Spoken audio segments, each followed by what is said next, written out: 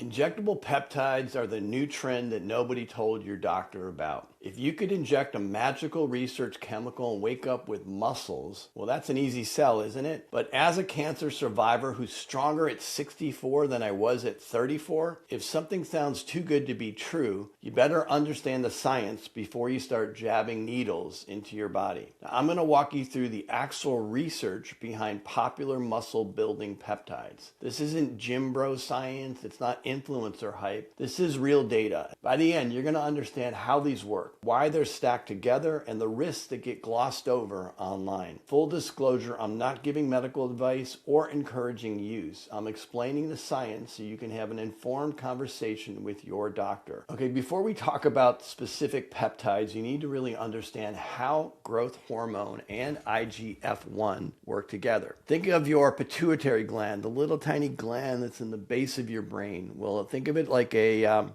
conductor leading an orchestra. Every growth hormone pulse it sends out is like the conductor raising the baton and signaling the musicians to start playing. Each time growth hormone surges, it sends a message to your liver to produce something called IGF-1. And IGF-1, that's the actual musician playing the notes. It's a hormone that builds muscle, repairs tissue, and it can increase strength. So when you're young, the conductor's energetic. He's sending growth hormone pulses all night long. Well, the orchestra plays beautiful, powerful music, but after the age of 30, the conductor starts getting tired. Every decade, the signals get weaker and weaker, and the music, it gets quieter. By the time you hit 50 or 60, like I did, the orchestra is barely playing at all. Now, here's what peptides can do. They don't replace the conductor, okay? They do not replace the conductor. They only wake up the conductor and remind him to keep conducting. Some peptides tap the conductor on the shoulder and they say, hey, give the signal. And other peptides tell the orchestra, play louder when you get to the signal. And some, even advanced peptides, they can skip the conductor entirely and just shove the sheet music directly at the musicians, which is where things get really, really risky.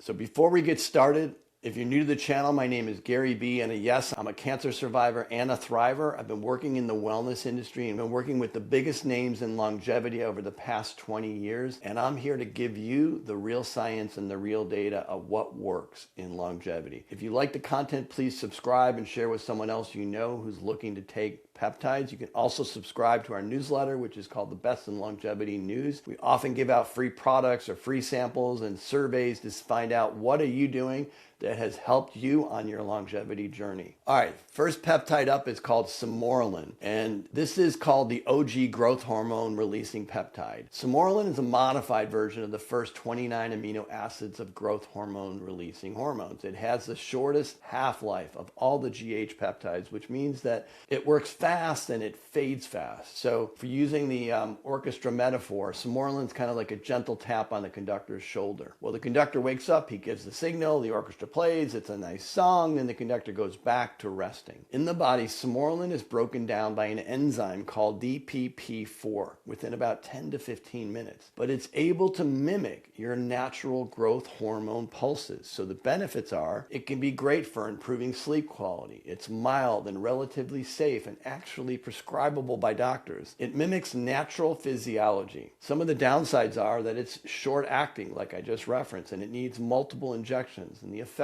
are kind of subtle. It's not dramatic. It requires consistent use, and a lot of people new to the peptide world start here because it's the safest entry point. And honestly, if you're over 50 and just want better sleep and subtle improvements in recovery, Sermorelin is probably the most defensible option. But most people, they want more than just subtle. So here comes CJC 1295. This is the long-acting powerhouse. This is where things get interesting. CJC 1295 comes in two forms. It's the MOD-GRF and it's the CJC 1295 without DAC. And this is Sermorelin's slightly tougher cousin. The half-life is about 30 minutes instead of 10, and researchers swapped around some amino acids to make it resist that DPP4 enzyme. It's like tapping the conductor on the shoulder a bit harder, and the orchestra plays for a bit longer before the conductor decides it's time for his rest. CJC 1295 with DAC, which is short for drug affinity complex, well, this is the one most people actually use when they say CJC 1295. The DAC binds to albumin, an abundant protein in your bloodstream, and allows the peptide to hang around for 6 to 8 days. This creates what researchers call a growth hormone bleed. Instead of natural pulses, you get a constant, steady release. If I'm going to use a metaphor, it's like waking up the conductor, then handcuffing them to the podium so they can't stop conducting, and the orchestra plays nonstop for a week. Well, the appeal is obviously you only inject once or twice a week. It has consistent elevation of growth hormone and IGF-1, and it's popular in the bodybuilding and anti-aging circles. The concerns are its non-pulsatile growth hormone isn't natural. Your body is designed for peaks and valleys, not constant elevation. Potential for more side effects with sustained use. And a lot of people who want serious muscle gains choose CJC 1295 with DAC because it's convenient and effective. Okay, next up is Tesamorelin. This is FDA approved fat burner. Tesamorelin is interesting because it's actually FDA approved. It's not for muscle building though. It's a full 44 amino acid sequence of growth hormone releasing hormone modified with a fatty acid to keep it stable. The FDA approved it for HIV associated lipodystrophy. Basically, certain HIV medications cause visceral fat buildup, and Tesamorelin helps burn it off. Tesamorelin is like giving the conductor a megaphone and a script. The conductor stays awake for about 30 minutes, but the effects last almost 24 hours. The appeal is that it's effective at reducing visceral fat, the dangerous belly fat. It has longer lasting effects from a single dose and more human safety data than most peptides. The downside, well, it has the most documented side effects of all the peptides: water retention, joint stiffness, and pain, insulin resistance at high doses, carpal tunnel symptoms in some users, and it requires daily injections. My take, if you're specifically trying to reduce visceral fat and you're working with knowledgeable physicians, then Tesamorelin might make sense. But if you're just chasing muscle gains, the side effect profile isn't worth it.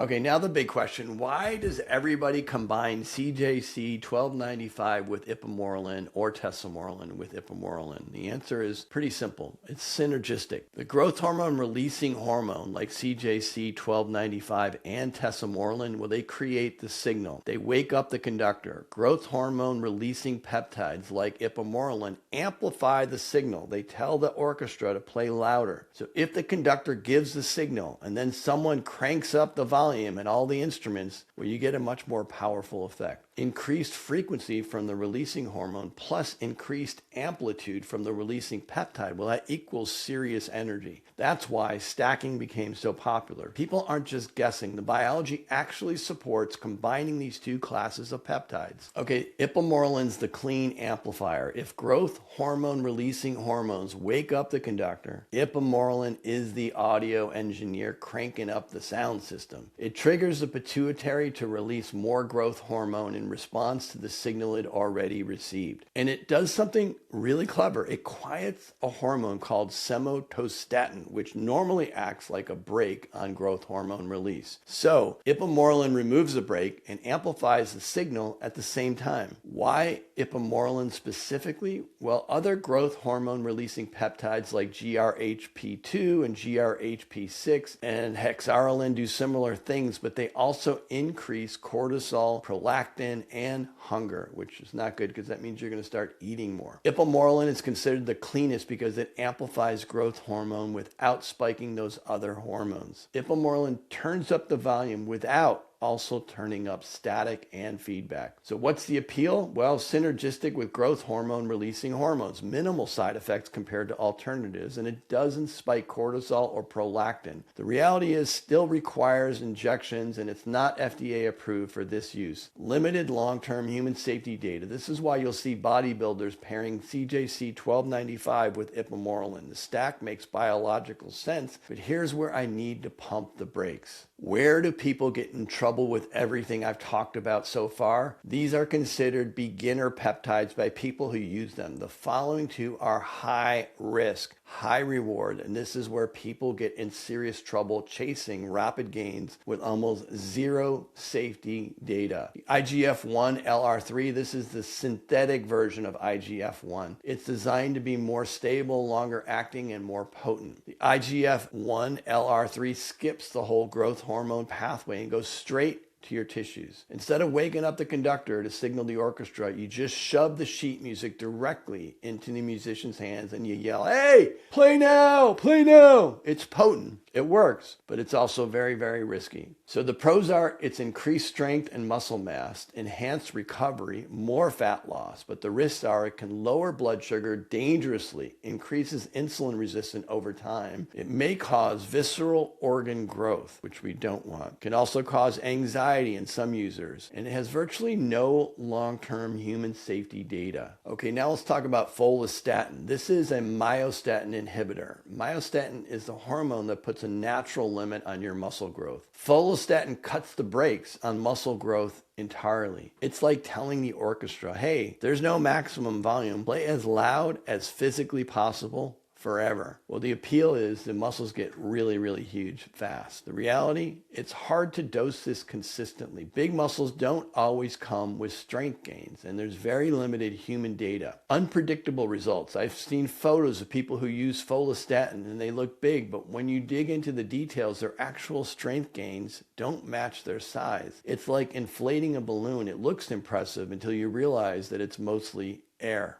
Okay, as a cancer survivor, here's my warning about growth pathways. Here's what I need to get serious about for a minute. As a cancer survivor, I cannot overstate this enough. If you push growth hormone pathways too much and too consistently, there are many downsides. Growth hormone and IGF-1 don't just tell your muscles to grow, they tell all your cells to grow, including abnormal ones. So if you have an active cancer, a tumor, or you're prone to them, do not stimulate your growth hormone pathways. Full stop. I made a whole separate video about peptides and cancer risks, so please watch it. But the short version is growth signals are not selective. They amplify whatever's happening in your body. And for me personally, I am very careful about which peptides I take. I've built muscle and strength at 60 through training, nutrition, sleep, stress management, mostly in those ways rather than relying on exogenous peptides. Could peptides accelerate my results? Yes, but the risk-reward calculation doesn't work for someone with a history, and even for people without cancer history, constantly elevated growth signals come with risk. Here's my honest opinion after reading all the research. If you're healthy and you're working with a knowledgeable physician, getting regular blood work, and you've maxed out training and nutrition, Sermorelin or a low-dose CJC 1295 plus Ipamorelin stack might make sense for some people. The risk profile is relatively low if monitored properly, but most people haven't maxed out their training and nutrition, so most people aren't getting proper medical supervision, and most people underestimate the risk. If you're still considering peptides, work with a physician who understands peptide therapy. Get with a reputable peptide supplier. There's a lot of fake and misinformed peptide producers out there, including ones that come from China. So get the vetted peptide suppliers. If you want that list, I'll put a link below for you to download our approved suppliers. You want to get baseline blood work and monitor regularly. Start with the safest options, which would be Sermorelin. Never use if you have cancer history or risk factors, and understand you're taking a risk with limited long-term data. I'm not here to tell you what to do. I'm here to give you the information you need to make an informed decision. Just don't lie to yourself about the risk, and don't skip the fundamentals chasing a shortcut. Peptides aren't magic, but they're fascinating. They're amplifiers of biology, and the science behind them is genuinely interesting. I think it's important to understand what these compounds actually do. A lot of people are injecting research chemicals based on Instagram advice, and that's terrifying to me. So if this video helped you understand the science, even if you never touch a peptide, then I've done my job. Hit the subscribe button if you want more evidence-based deep dives into longevity, performance, health optimization for people over 50. Don't forget to subscribe to our Best in Longevity newsletter, and drop a comment and tell me, are you curious about peptides, or do you think they're overhyped? I read every comment, and if you want to see how I actually build muscle at 60 without any peptides, the video is linked in the description. Until next time, stay strong, stay informed, and remember, there are no shortcuts to sustained health, just consistent effort over time.